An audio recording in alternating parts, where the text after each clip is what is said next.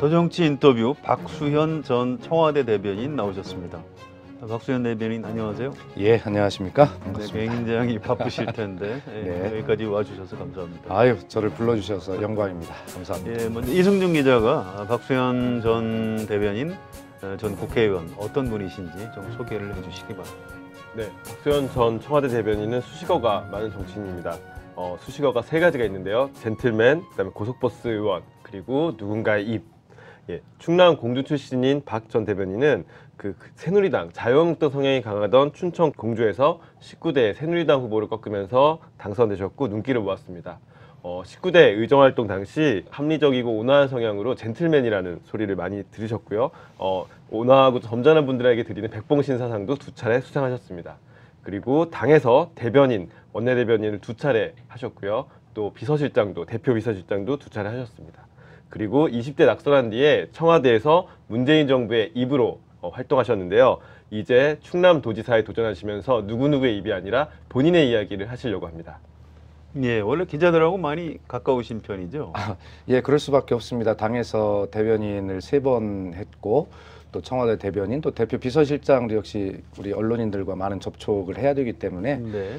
기본적으로 뭐 그런 역할을 하다 보니 우리 언론인들과 많이 소통하게 되고 또 그렇게 또 친해지기도 하고 그렇습니다. 네, 이승준 기자가 출연자 소개를 계속 하는데 오늘처럼 이렇게 후하게 한 경우는 제가 별로 못 들어본 것 같습니다. 네, 약간 공을 들였습니다. 그런가요? 감사합니다. 예, 자 개인적으로 좀 제가 솔직한 질문 하나만 예. 드릴게요. 청와대 대변인, 청와대 참모 이렇게 좀 더 하시다가 2020년 총선에 다시 국회로 들어가시면은 더 괜찮을 것 같은데 왜 지금 이 고생을 사수하시는지 그것부터 좀 질문을 드릴게요. 아마 제가 충청남도 도지사 예비 후보로 등록해서 도전하는 것을 두고 말씀을 하시는 것 같습니다.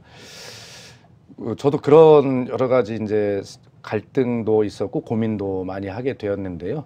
우선 청와대 대변인이든 국회의원이든 도지사든 기본적으로 뭐 정치와 행정으로 분류를 할 수 있습니다만 기본적으로 정치라고 생각합니다. 그렇죠. 예, 특히 청와대 참모라고 하는 것은 최고의 고도의 또 정치 행위 아니겠습니까? 그런 측면에서 부담도 굉장히 많았고요. 사실 뭐 잘 아시겠습니다만 청와대 참모라고 하는 모든 분들이 경무에 시달리는데 대변인은 그중에 경무 중에 경무에 시달려서 통상적으로 체력적으로도 1년 이상을 하기가 어렵다고 합니다. 저도 특히 해보니까 이게 그 인수위도 없는 이 새 정부의 첫 대변인으로서 굉장히 많은 경무에 시달렸고 사실은 평창 동계올림픽을 앞두고 나서 많은 사람들이 이것까지 해야 되는 거 아니냐라고 하는 그런 권유도 있었지만 도저히 제가 체력적으로 이 큰 국가 대사를 치르기에는 뭐 힘이 남아있질 않더라고요. 그래서 잘 인수인계 과정을 거쳐서 후임 대변인이 아주 아주 신나게 또 힘있게 이 평창 올림픽을 또 이렇게 브리핑하고 하는 것이 맞겠다 해서 아주 적정한 선을 잘 제가 택한 것 같고요. 그러나 이제 또 충남도지사라고 하는 정치이면서 행정에 도전을 하면서 또 새로운 마음으로 새로운 시각으로 많은 것들을 볼 수 있게 되지 않을까 하는 뭐 설렘도 있습니다. 예, 자 청와대 얘기는 잠시 뒤에 이승준 기자가 좀 물어보시고요. 저는 일단 그 충남도지사에 도전을 하시는 이유에 대해서 좀 집중적으로 질문을 드리겠습니다. 예. 일단 더불어민주당의 당내 경선은 언제 어떤 방식으로 하게 되나요? 예, 지금 뭐 저희들도 어떻게 결정이 될지 궁금하긴 합니다만 현재 많은 이야기들이 좀 나오고 있습니다. 뭐 경선이 과열되는 것 이런 것들을 좀 부작용을 방지하기 위해서 좀 조기에 경선을 해야 되는 것 아니냐라고 하는 흐름도 있지만 뭐 그거야 뭐 당 지도부에서 저 현명하게 잘 판단해 주실 거라고 믿고요.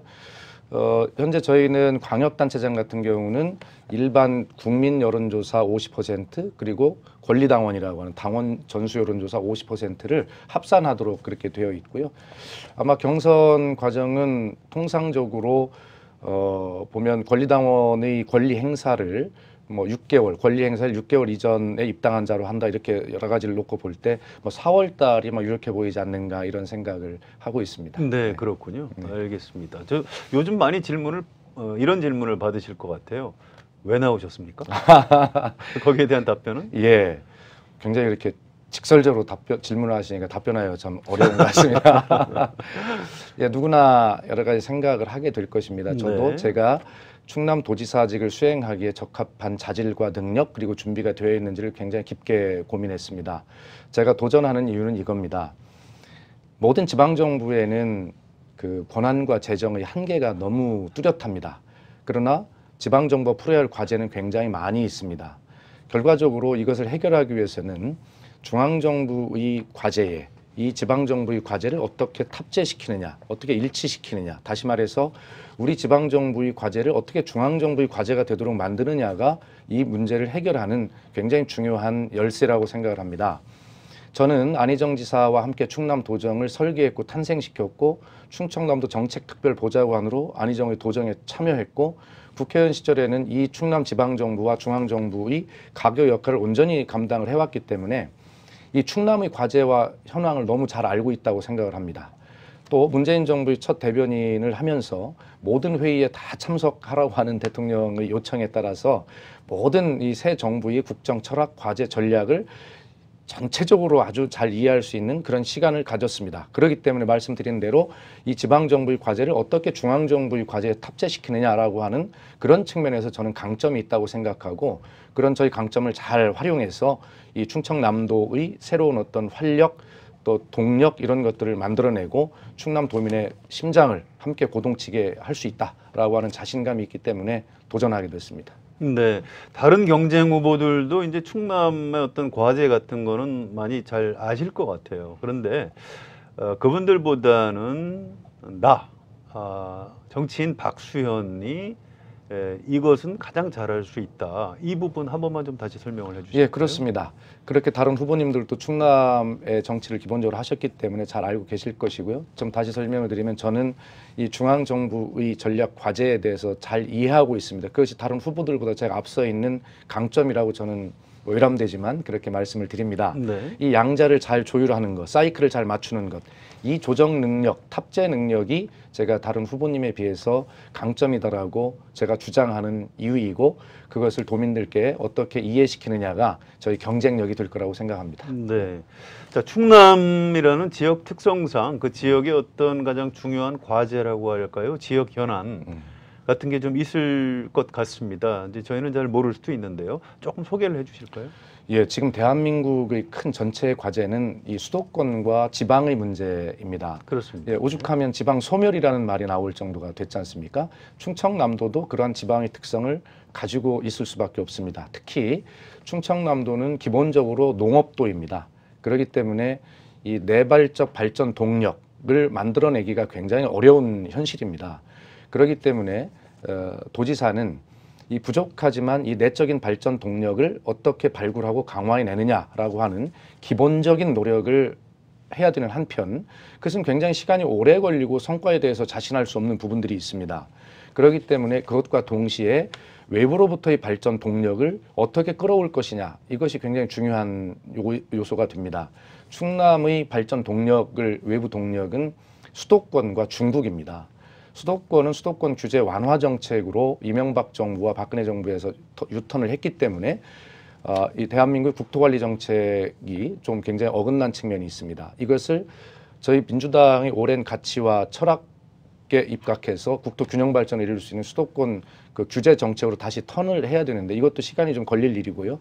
저는 지금까지 충남의 이 서해안을 통해서 중국과 연결되는 이 서해안 시대의 개막 또 환황의 경제권의 실질적 개막 이런 것들을 열어야 된다고 생각합니다. 그래서 저는 중국으로부터의 외부 발전 동력을 우리 충남 서해안을 통해서 충남으로 그리고 대한민국으로 끌어들이는 새로운 관문을 만들어야 되겠다라고 하는 것이 제가 가지고 있는 충남에 대한 비전이고 지금 질문하신 대로 그것이 충남의 현안 과제입니다. 네, 알겠습니다. 자, 이 보충 질문인데요. 네.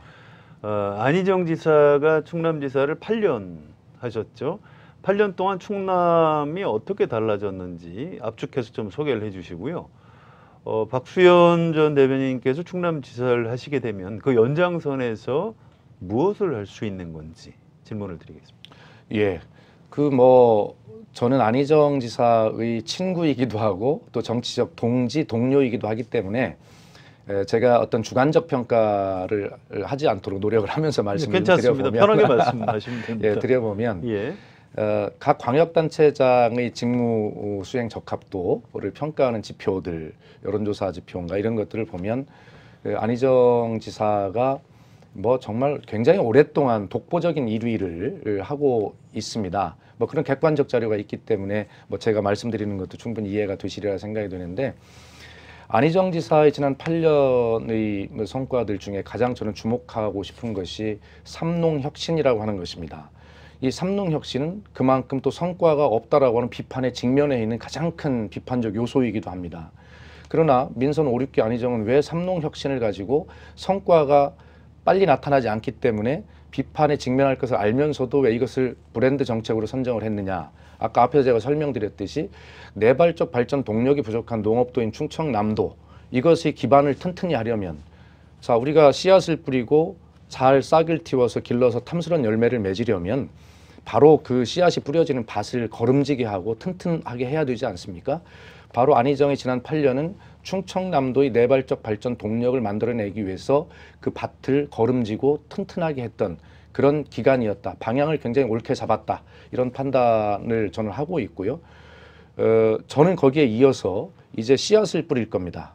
그리고 싹을 틔워 잘 길러 탐스런 열매를 맺게 할 임무가 후임 지사에게 있다고 보는데, 얼마나 탐스런 열매를 잘 맺을 것이냐, 이것에 따라서 결과적으로는 안희정의 민선 5, 6기가 방향이 옳고 맞았다라고 하는 것이 그 먼 훗날에 증명이 될 거라고 생각하고, 그것이 후임 지사가 이어가야 할 충남의 발전 방향이라고 저는 그렇게 믿습니다. 그렇군요. 예. 저도 이제 고향이 충청도라 이런 질문을 드려도 오해가 없으실 것 예. 같은데요. 충청도에서는 뭐든지 좀 천천히, 예.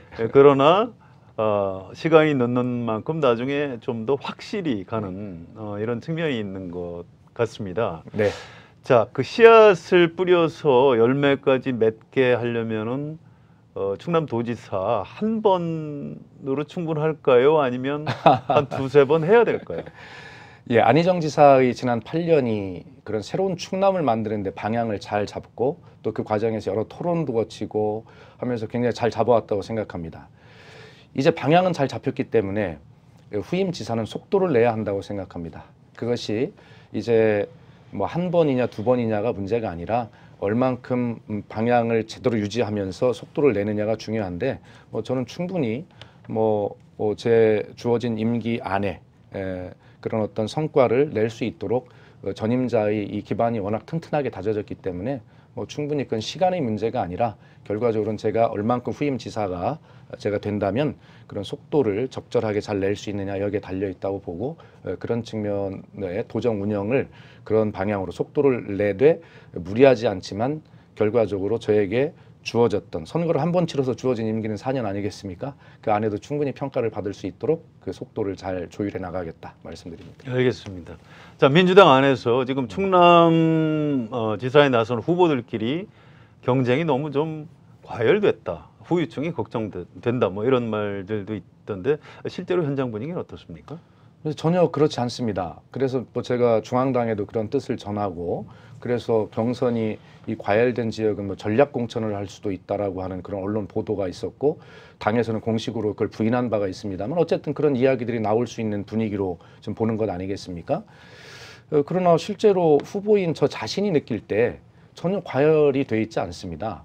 그리고 충남지사는 그동안에는 지사 후보를 구하기가 굉장히 어려운 아주 보수 지향의 정치 성향을 띠고 있던 곳이기 때문에 그랬던 상황에서 이제는 여러 명의 후보가 경쟁을 해야 되는 낯선 상황이 된 것이거든요.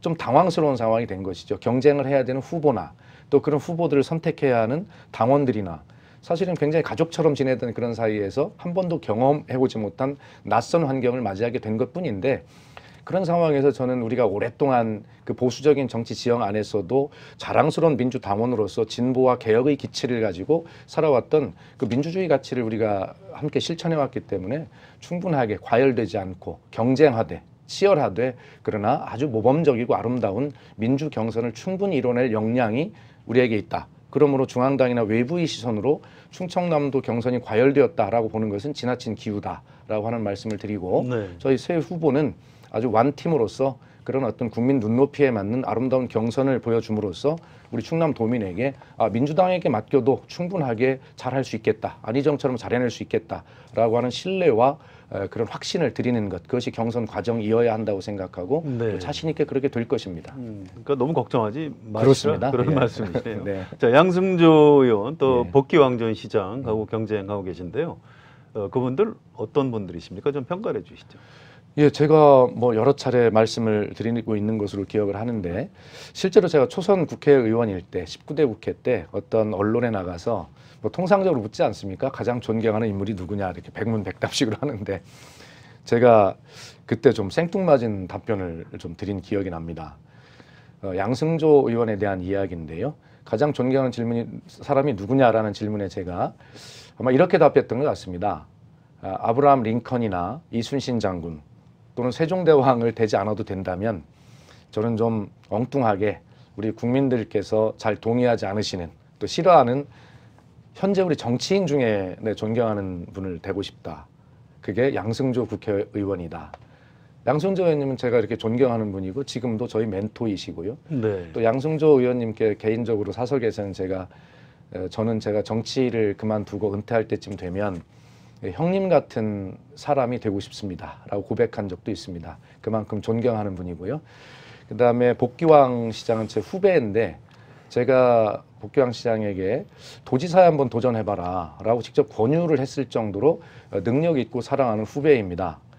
그런데 상황은 저까지 포함해서 이렇게 셋이 경쟁을 해야 되는 환경이 됐습니다. 그래서 양승조 의원님께도 좀 죄송한 측면이 있고 우리 복귀왕 시장님께도 좀 미안한 측면이 있습니다. 그러나 아까 말씀드렸듯이 우리는 민주주의자들이고 민주주의 원칙대로 그렇게 아름답게 경선을 하면 될 일이라고 생각하고 두 분께서 제가 갖지 못한 강점들이 있을 겁니다. 그 두 분의 강점을 저의 강점이 될 수 있도록 경선 과정을 통해서 또 흡수하고 배우는 이런 과정으로 삼고 싶습니다. 민주당의 충남도의 민주당 당원들은 참 행복하실 것 같아요. 그렇습니까? 세 분 다 훌륭하다고 이렇게 예. 후보 중에 한 분이 말씀을 하시니까요. 그렇습니다. 아마 예. 행복하실 것 같습니다. 잘 고민이 깊으실 것 같습니다. 예. 자, 자유한국당하고 예. 바른미래당에서는 어떤 분들이 준비를 하고 있나요? 그렇죠. 현재로는 뭐 언론에 다 보셔서 아시겠습니다만 현재 충남의 정치 지형이 갑자기 좀 변해서 현재 뚜렷하게 도전하고 있는 도전 의사를 밝힌 후보들이 아직은 안 계신 것 같습니다. 앞으로는 나오겠지요. 저는 뭐 이런 상황이 크게 바람직하지는 않다고 봅니다. 예, 우리가 양 날개로 날아야 하고 두 바퀴로 가야 하듯이 정말 진보와 보수가 건강하게 경쟁하는 이 구도가 좀 하루빨리 좀 안착이 되었으면 좋겠고 역으로 보면 저희가 충남에서 보수 지형이 굉장히 강하고 저희는 후보도 못 낼 지경이 됐던 그런 얼마 전의 시간을 생각해 보면 굉장히 힘든 일입니다. 그렇기 때문에 우리 자유한국당도 좀 하루빨리 좋은 후보도 내고 또 전체적으로 보수 진영으로서 어떤 국민께 좀 사랑을 받는 그러한 어떤 정치 지형이 하루빨리 좀 완성이 마련이 되기를 저는 좀 소망합니다. 예. 알겠습니다. 충청도가 과거에 굉장히 보수적이었고요. 또 지지난 대선 때죠. 박근혜 후보가 상당히 많이 이겼던 그런 그렇습니다. 데인데 상전벽해라는 말이 뭐 이런 경우에 해당하는 것 같습니다. 그렇습니다. 충청도가 어떻게 이렇게 바뀌었는지. 청와대 얘기 이승준 기자 좀 이어주실까요? 네, 뭐 앞서 다른 인터뷰에서도 말씀을 좀 하시긴 하셨지만 문재인 대통령과 같이 지내셨는데 문재인 대통령에는 실제로 좀 어떤 분인지 외부에 좀 잘 안 알려진 모습은 좀 어떤 게 있는지 궁금하네요. 네. 아니 저도 개인적으로 굉장히 문재인 대통령에게 놀랐습니다. 물론 제가 대변인을 했기 때문에 문재인 대통령 입장에 서서 대통령을 무슨 홍보하는 거 아니냐라고 생각하실 수 있지만 실제로 느낀 대로 말씀을 드리면 이런 면이 있었나? 라고 저만 느낀 게 아니라 청와대의 참모들이 거기에 뭐 동의하는데 시간이 그렇게 오래 걸리지 않았습니다. 문재인 대통령에 대한 평가는 굉장히 실용적이라고 하는 평가를 실용적이라는 그 용어에 대해서 모두 동의합니다.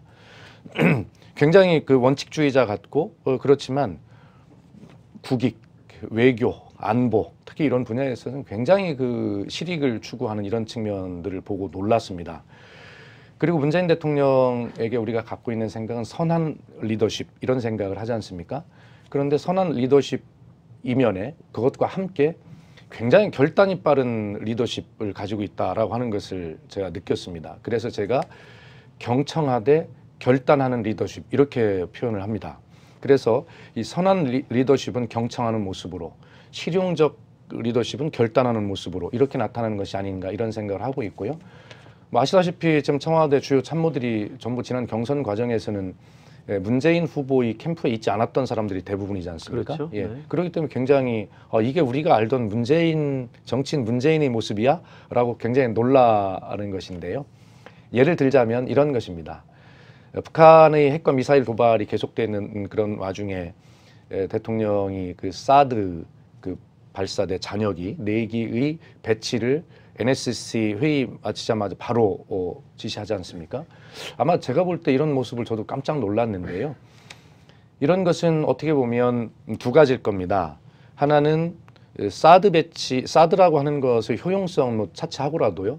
그거를라도 배치를 해야 그걸 바라는 국민들이 불안감을 해소할 수 있다면 하겠다는 실용적 판단, 그리고 그걸 함으로써 어떤 다른 보수 진영으로부터의 공격에 발목이 잡혀서 지금 당장 해야 되는, 새 정부가 해야 되는 어떤 개혁 입법이나 이런 것들을 발목을 잡히지 않겠다는 어떻게 보면 실용적 판단, 이런 것들이 종합적으로 작용하지 않았을까. 저는 제가 본 과정을 복기해 보면 그렇게 느껴지는데, 문재인 대통령 한마디로 놀랄 만큼 실용적 지도자이고 선한 경청의 리더십 뒤에 결단하는 그런 실용적 리더십을 함께 갖춘 분이다, 이렇게 평가합니다. 그리고 이제 청와대 대변인에 대해서 궁금한 것들인데요. 보통 기자들은 기사를 쓰면 팀장과 부장이 데스킹을 다 받거든요. 네. 꼼꼼하게 받는 편인데 그렇더라고요. 네. 실제로 대변인 논평 같은 경우도 문재인 대통령이 일일이 다 보시고 승인, 뭐 데스킹이라고 해야 될까요? 이런 걸 하시는지 또 깐깐하게 보시는지 그런 게 좀 궁금한데요. 네. 아마 문재인 대통령의 그 평소 스타일을 우리 이승준 기자님 잘 들어서 아시겠지만 모든 문건을 끝까지 본인이 수정하고 고치시는 꼼꼼한 스타일입니다. 아마 그것이 아주 성실한 변호사적 직업에서 나온 결과라고 저는 그렇게 보여지긴 하는데요. 제가 행복한 대변인이었다라고 그렇게 표현을 한 적이 있습니다. 그렇게 경무 중에 경무, 하루 24시간 중에 20시간 정도를 근무해야 되는 대변인이 뭐가 행복하냐? 바로 이런 점입니다. 그렇게 꼼꼼한 대통령에게 단 한 번도 이렇게 브리핑을 하겠습니다 라는 브리핑의 요지에 대해서 보고한 적도 없고, 왜 신문 언론이 이렇게 기사가 났느냐라고 대통령이 저한테 물으신 적도 없습니다. 예. 그리고 모든 그 대통령께 제일 아침 첫 대면 보고를 하는 자리에서 대변인 보고가 1번입니다. 비서실장 보고보다도 먼저 우선하죠. 네. 그런데 제가 첫 출근할 때 아주 의욕에 넘쳐가지고 대통령께 이런 말씀을 드렸습니다. 아마 좋은 기사, 칭찬하는 기사는 관저에서 미리 다 읽고 오시고 첫 대면 보고를 받으실 때는 가장 비판적인 기사만 보고를 받으시게 될 겁니다. 그래서 실제적으로 저는 8개월 20일 동안 그렇게 했습니다. 그런데도 거기에 대해서 단 한 번도 어떤 뭐 표정으로라도 싫으신 모습을 했다거나 뭐 지적을 하셨다, 그런 적이 없습니다. 그런 측면에서 사실은 대통령의 그런 무한한 신뢰, 이런 것이 저에게 더 큰 책임감을 갖게 하고 그런 요소가 있었습니다. 그래서 제가 생각을 해보면 지도력이라고 하는 것이 뭐 개입하고 지시하고 이런 지도력이 아니라 그냥 바라만 봐줘도 따를 수 있는 그러한 솔선수범의 철학, 이것이 지도력이 아닐까라고 하는 생각을 하게 됐고, 한 번도 브리핑에 대해서 그런 어떤 대통령께 개입하신 적이 없기 때문에 저는 굉장히 행복한 대변인이었습니다. 네. 대통령께서 또 신뢰를 하셨다는 또 의미도 있네요. 그러니까. 네. 일을 잘하셔서 네. 그런 거다니까. 제가 깨알 자랑한 겁니까? 네, 약간 그런 것 같기도 하고요. 네. 그다음에 대변인 같은 경우에 가끔 보면 대통령의 뒤에 사진에 잡히거나 하는 모습들도 있는데 실제로 모든 행사에 다 참석을 하시는지, 아니면 좀 경중을 두고 이 행사는 참여하고 하지 않고 뭐 이런 게 좀 있는 건지 궁금한데요. 예. 제가 대변인 첫날 그 대통령께서 두 가지를 말씀하셨습니다. 그 하나는 대변인은 모든 회의에 다 참석을 해야 한다, 그렇게 해줬으면 좋겠다라고 정중하게 대변인에게 요청하셨습니다. 그러면서 하신 말씀이 이거였습니다. 제가 뭐 토시 하나도 안 틀리고 거의 기억을 하는데요. 모든 회의에 참석을 하셔야 되는 이유는 회의 분위기까지 대변인이 브리핑에 녹아 있어야 그것이 진정한 소통입니다, 이렇게 말씀을 하셨습니다. 그렇기 때문에 모든 회의에 거의 다 참석을 했다고 봐야 되고 아까 제가 말씀드렸듯이 박수현이 강점이 바로 그러한 모든 회의에 참석하고 거기서 메모하고 또 그걸 정리하고 그걸 정리한 것을 언론인을 통해서 기자님들을 통해서 국민께 브리핑했고 이해가 안 가는 기자님들의 또 추가 질문을 통해서 백브리핑을 통해서 또 해설까지 자세히 한 거 아닙니까? 그렇기 때문에 이 새 정부의 국정 과제와 철학 전략에 대해서 정말 완벽하진 않지만 많은 부분을 이해할 수 있게 된 강점이 되기도 했고 그렇습니다. 그래서 제가 어떤 때 이런 생각이 들었습니다. 아, 제가 대변인인가 아니면 대통령님의 보좌관인가 이런 생각도 든 적이 있을 정도로 예, 그렇게 모든 회의에 예, 거의 다 참석을 했습니다. 네. 그 뭐 전에 앞서 보다 보면 손가락이 너무 부어서 막 뜨거운 물에 담그고 그 정도로 메모를 많이 하셨다고 하는데 기자들도 사실 그렇게 메모하기 정말 힘들고 어려운 일인데 예, 예. 어떻게 좀 하셨는지 그리고 사실 속기사를 둘 수도 있는 유혹도 있잖아요. 왜 네. 그런 거 어떻게 왜 두시지 않으시고 직접 메모하셨는지 좀 궁금한데. 아마 제가 이제 그 재임 기간 중에 썼던 수첩이 23권인데요. 작은 이 한 줄 한 칸 한 칸 되는데 거기에 한 줄에 한 칸에 제 메모로 2줄씩 썼습니다. 깨알 같은 글씨로 쓰게 되는데 왜 글씨 크기를 줄였냐면 글씨를 작게 써야 빨리 많이 쓸 수 있기 때문에 그렇습니다. 그렇습니다. 예, 그 생존 능력입니다. 네, 이게. 예. 우리 성한용 대기자님도 해보셔서 이제 아시는 건데 특히 대통령의 말씀은 역사 아니겠습니까? 예. 그러나 국정기록비서관실에서도 여러 가지 도구들을 통해서 네. 기록을 하지만 그것은 대변인에게는 무용지물입니다. 우선 국정기록물을 생산하기 위한 그런 초안 기록들을 다른 사람이 봐서는 안 되는 것이고요. 설사 볼 수 있다 하더라도 이것은 한 2, 3일쯤 후에 나오기 때문에 바로 브리핑을 해야 하는 대변인에게는 무용지물입니다. 그래서 정말 빛의 속도로 쓸 수밖에 없고 항상 모든 지력을 집중해야만 알아들을 수가 있기 때문에요. 네, 그래서 그런 노력들을 했고 그러다 보니까 처음에는 이 볼펜으로 쓰는 게 익숙치가 않지 않습니까? 지금은 전부 다 컴퓨터를 네, 하고 그렇죠. 자판을 두드리기 때문에 네. 쓰는데 물집이 잡히고 어느 날 쓰다 보니까 피가 나더라고요. 나는데 네. 그러면서 아프니까 저도 모르게 필기를 멈추었습니다. 근데 가만히 생각을 해보니 그때 깜짝 놀랐어요. 필기를 안 하고 있는 저를 발견하고 아니 저 대통령의 말씀을 내가 필기를 안 하면 이 역사의 한순간이 그냥 지나가는데 그래서 막 정말 이를 악물고 아파도 썼지요. 이제 그게 이제 다 이제 지나니까 아물고 했는데 그 다음에 지나고 나니까 이 뼈 전체가 아프더라고요. 그래서 이제 대개 제가 아침에 일어나면 하는 일이 뜨거운 물에 항상 찜질을 하고 또 회의 시작 전에는 항상 손을 푸는 운동. 예. 뭐 대통령께서나 회의 참석자들이 회의 초반에 말을 일부러 천천히 하는 건 아니니까요. 그래서 항상 준비되어 있는 자세로 그렇게 할 수 있도록 그런 노력들을 할 수밖에 없었습니다. 네. 그리고 시청자들이 궁금해하기 때문에 대변인의 하루 일과는 어땠는지 간략하게 좀 설명해 주시면 좋을 예. 것 같은데요. 아까도 잠깐 말씀드렸습니다만 24시간 중에 20시간을 깨어 있어야 합니다. 기자님들이 뭐 언제 전화할지를 모르니까요. 예. 그리고 대변인을 찾는 뭐 청와대 내부의 참모 시스템들이 또 많이 있고 하기 때문에 굉장히 긴장된 직업인데 통상적으로 뭐 하루 4시간 정도 수면을 할 수밖에 없고 4시쯤에 일어나서 이제 준비를 하고 제 목표가 5시 반 정도부터 기자님들이 전화를 하는 것으로 암묵적인 합의가 네. 있습니다. 그래서 이제 미리 일어나서 이제 목도 다듬고 정신을 이제 가다듬어야 되겠죠. 그래서 목표가 집에 있더라도 항상 넥타이를 다 메고 준비된 상태에서 5시 반 첫 기자님의 첫 전화를 받는다의 목표였습니다. 근데 그렇게 하다 보면 뭐 통상적으로 뭐 12시경에 돼서 뭐 집에 들어가고 말씀드린 데 모든 회의에 참석해야 되고 저에게 좀 제가 부러웠던 것은 그 구내 식당에 가서라도 한 10분 정도 밥을 먹을 수 있는 시간이 있었으면 하는 것이 제일 소망이었습니다.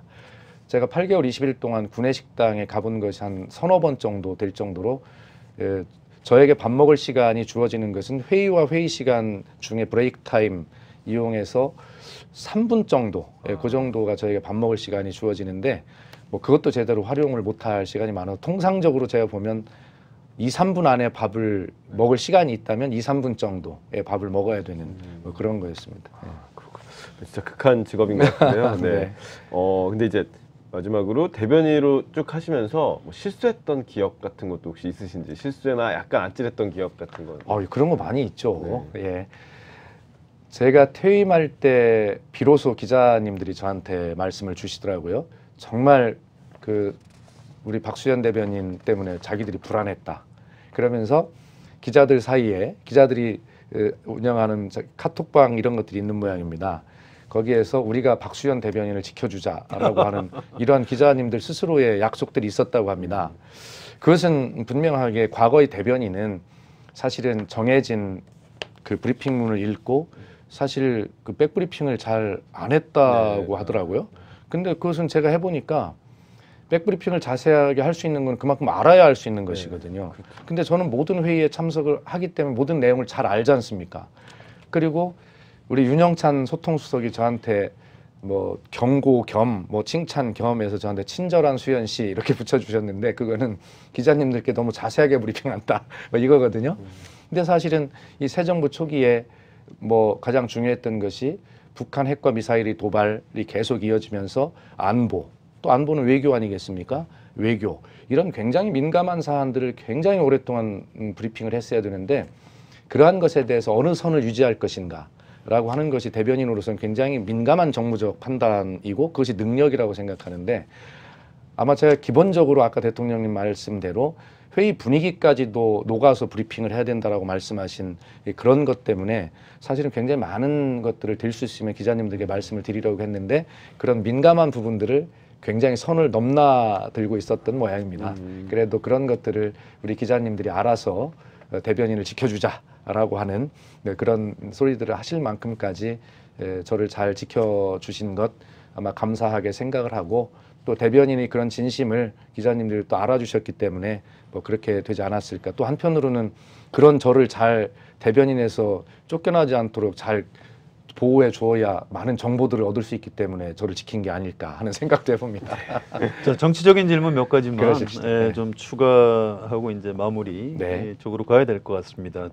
자, 최근에 이명박 박근혜 정부에서 일했던 청와대 참모들이 줄줄이 감옥에 가 있거나 가고 있습니다. 이걸 보면서 문재인 정부 청와대 참모들도 좀 느끼는 게 있을 것 같아요. 근데 문재인 정부 청와대 참모들은 다를 것이다 이렇게 자부하시는지 또 자부하신다면 근거는 무언지 궁금합니다. 예, 우선 이 소위 적폐청산이라고 하는 말 이것에 대한 많은 뭐 여러 가지 평가들이 있습니다.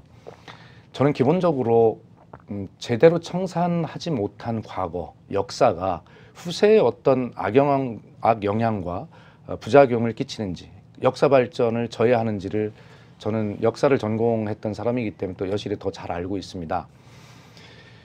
적폐를 청산하지 말자고 하는 것 자체가 저는 적폐가 아닐까 생각을 합니다. 사실 어떤 고름을 제대로 짜내지 않고 상처를 덮는다고 해서 거기 새살이 돋지 않습니다.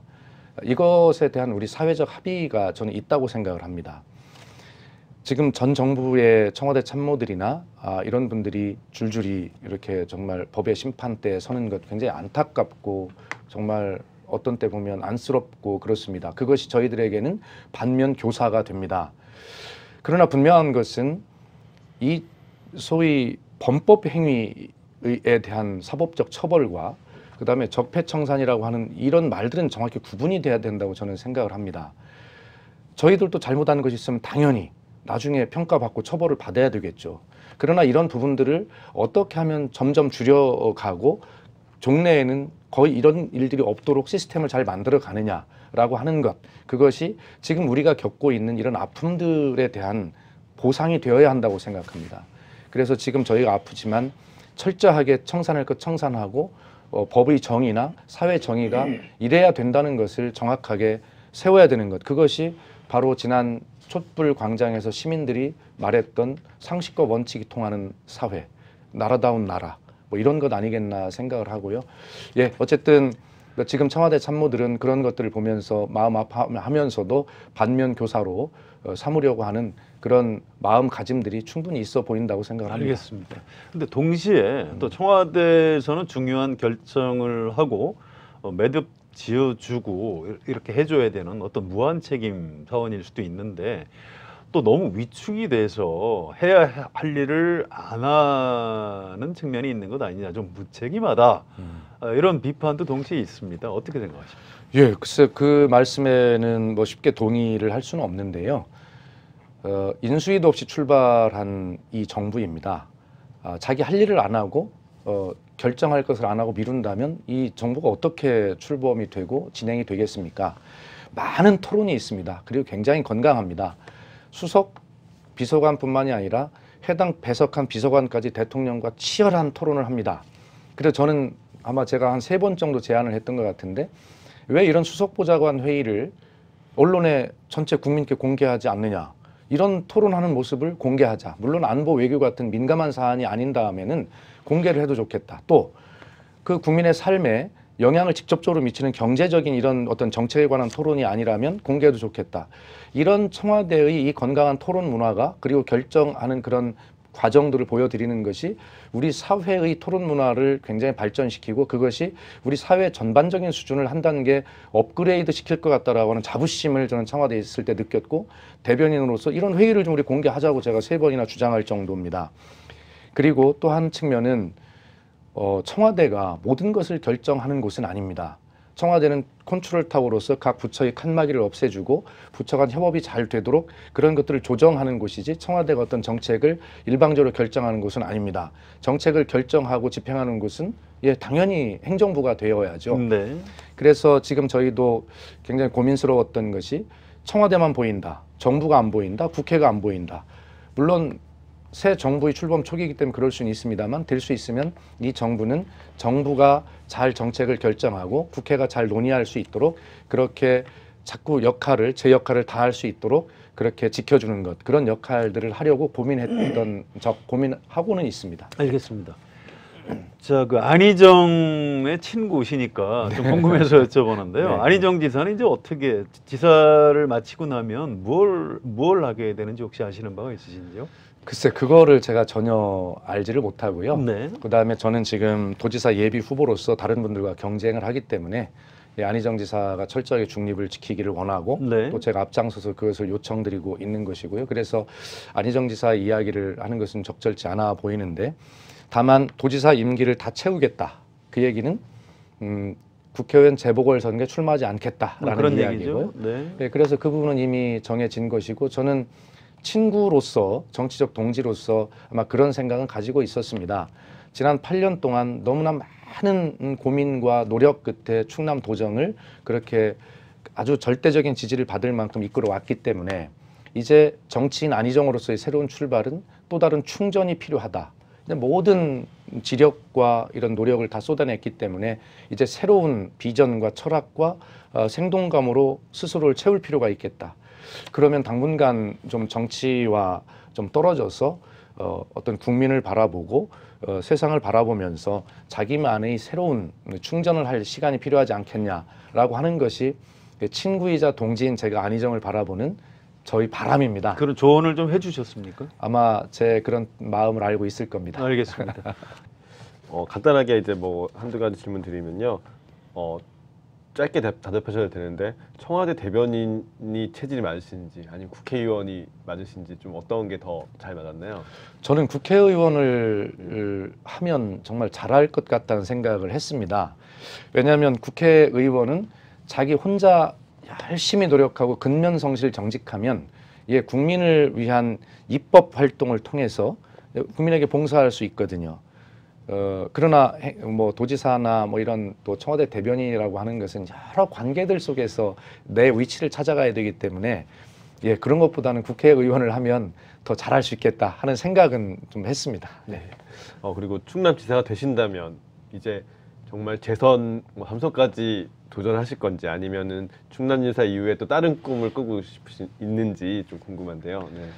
네. 사실 충남도지사가 되겠다라고 하는 그런 생각, 꿈 이런 것들은 애초에 박수현의 것이 아니었다 이렇게 말씀드리는 게 솔직한 답변입니다. 어떤 것을 목표에 두고 정치를 하지 않았습니다. 누가 물어봅니다. 정치인 박수현의 최종 목표가 어디냐라고 물어봅니다. 그런데 처음 정치를 시작할 때 국회의원 입문하기 전에 그 질문을 받았을 때 굉장히 당황스러웠는데 그 질문의 의도는 박수현은 국회의원이 목표냐, 뭐 대통령이 될 꿈을 있느냐, 뭐 대체 이런 의도를 가지고 질문을 하시던데 저희 정치인 박수현의 꿈은 그때도 지금도 일관되게 똑같이 저는 착한 정치인이었다라는 소리를 듣는 것이 저희 정치적 꿈입니다. 알겠습니다. 자, 이제 인터뷰 마무리해야 될 시간인데요. 저희 시청자들께 충남지사 출마를 위한 예비 후보자이자 또 문재인 정부의 첫 대변인으로서 마무리 인사 말씀 좀 해주시면 감사하겠습니다. 이쪽 카메라를 보고. 우리 한겨레 TV 시청자 여러분, 그리고 한겨레 신문 우리 애독자 여러분, 정말 감사드립니다. 나라다운 나라를 만들어야 되는 문재인 정부의 첫 청와대 대변인으로 발탁이 된 것도 그리고 큰 대과 없이 그 임무를 소임을 다할 수 있게 된 것도 오직 여러분들의 걱정과 응원 덕분이라고 생각합니다. 이제 충남도지사 예비 후보로서 새 길을 떠납니다. 이 길 위에서 느끼는 제 마음은 설렘과 두려움입니다. 이 새 길을 위해서 제가 어떠한 충청남도와 어떠한 국민들을 만나게 될지, 어떤 정책들을 만나게 될지 굉장히 설레고 기다려집니다. 그러나 두렵습니다. 제가 이런 것들을 제대로 해낼 준비가 되어 있는지, 능력은 있는지 두려움이 가득합니다. 그러나 이 두려움은 저에게 더 좋은 준비, 착한 준비, 세밀한 준비를 할 수 있도록 하는 그러한 책임감으로 저에게 다가올 수 있도록 그렇게 노력하겠습니다. 말씀드린 대로 저희 목표는 어떠한 정치적 벼슬이 목표가 아니라 정치를 그만두었을 때 국민 여러분께 착한 정치인이었다라는 평가를 받는 것이 저의 목표입니다. 그런 정치인이 될 수 있도록 국민 여러분과 함께 그렇게 열심히 성실하게 걸어가는 그러한 사람이 되도록 노력하겠습니다. 감사합니다. 더정치 인터뷰 오늘은 박수현 전 청와대 대변인과 함께했습니다.